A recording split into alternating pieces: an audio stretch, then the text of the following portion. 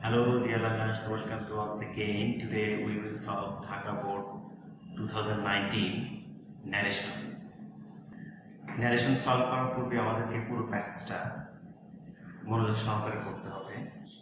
এখানে speaker and listener এই দুজনকে ফাইন্ড আউট করতে হবে।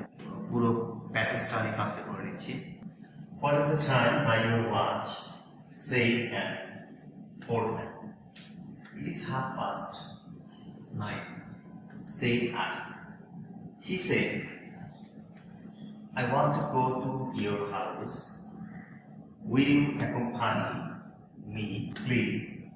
No, I'm sorry, because I'm going to school.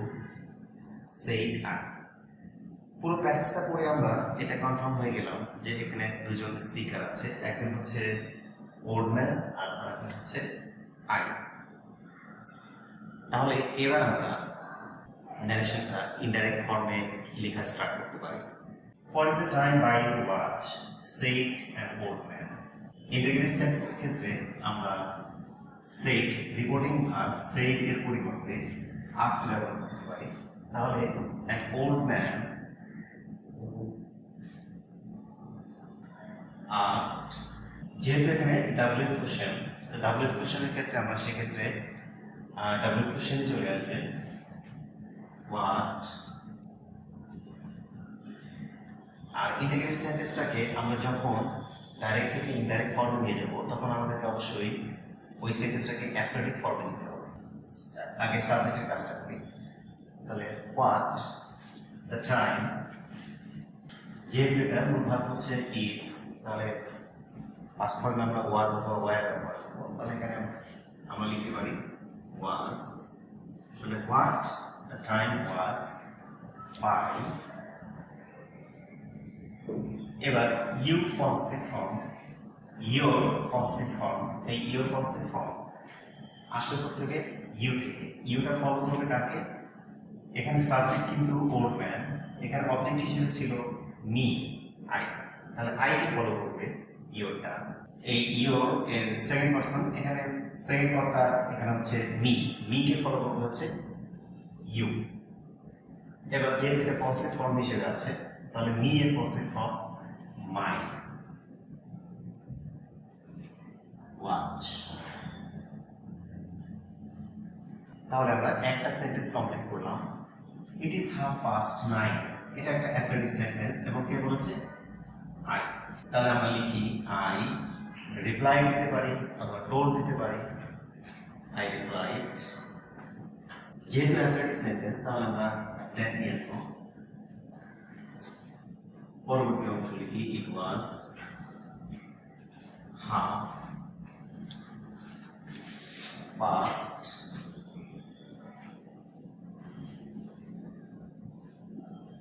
I want to go to your house. Will you accompany me, please? এটা কিন্তু বলেছে হি। তাহলে আমরা লিখি হি টোল্ড, যেহেতু অ্যাসার্টিভ সেন্টেন্স আমরা টোল্ড লিখবো, হি টোল্ড। এবং অ্যাসার্টিভ সেন্টেন্সের রুলস অনুযায়ী আমরা ইনভার্ট কমপ্লিট দিয়ে দ্যাট নিয়ে আসবো। দ্যাট এখানে আই ফলো করতে হচ্ছে ওল্ড ম্যানকে, old man he, he pronoun হিসেবে আমরা লিখবো হি। যেহেতু এটা present indefinite tense, want I want present indefinite tense, তাহলে আমরা পাস্ট ইনডেফিনিট ফর্ম লিখবো he wanted to go to your। এখানে ইউ আসছে ইউ থেকে, ইউ সেকেন্ড পারসন, সেকেন্ড কর্তা এখানে যদি আমরা ধরে নেই এখানে মি, এই মি মনে মনে ধরে নেই, এই মিকে ফলো করবে ইউ।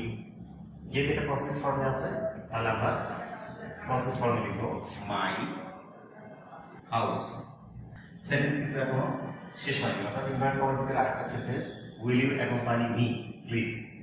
আচ্ছা, যে প্লিজ উল্লেখ করেছে তাহলে আমরা এখানে ইম্পারেটিভ সেন্টেন্সে আমরা আস্কড রিপোর্টিং ভার্ব সেড এর পরিবর্তে আস্কড ব্যবহার করি, কিন্তু যেহেতু এখানে প্লিজ বলেছে রিকোয়েস্ট আমরা লিখতে পারি, তাহলে অ্যান্ড রিকোয়েস্টেড।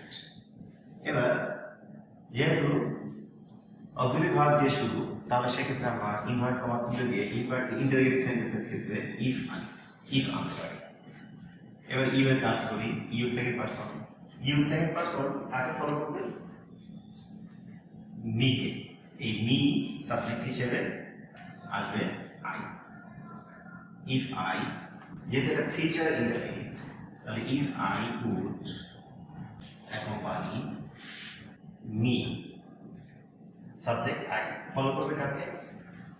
ফার্স্ট পার্টটা এখানে হচ্ছে ই, যেহেতু এটা অবজেক্ট ফর্ম, তাহলে আমরা me and here object he. No, I'm sorry because I'm going to school, said I. এখন নো থাকলে আমরা ইনডাইরেক্ট ফর্মে রিপ্লাই ইন দ্য নেগেটিভ লিখব। I replied in the negative and যেহেতু অ্যাসার্টিভ সেন্টেন্স, তাহলে assertive সেন্টেন্সের রুলস অনুযায়ী আমরা লিখবো and added that বা said that যেটা লিখি এখানে আই কে ফলো করবে, তার সাবজেক্ট আমাদের আই থেকে যাচ্ছে। I was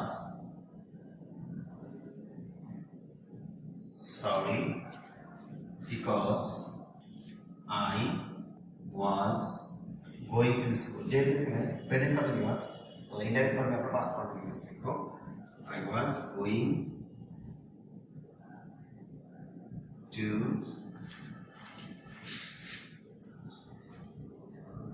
school. Dear learners, আশা করি ভিডিওটি তোমাদের উপকারে আসবে। আর কোনো প্রবলেম থাকলে কমেন্টস করতে পারো, সেক্ষেত্রে আমি যতটুকু পারি তোমাদেরকে হেল্প করব। আজকে এ পর্যন্তই, সকলে সুস্থ কামনা করে বিদায় নিচ্ছি। আগামীতে আরও কোনো নতুন ভিডিও নিয়ে তোমাদের সামনে আসবো। সে পর্যন্ত সবাই ভালো থেকো, সুস্থ থেকো। আল্লাহ হাফেজ।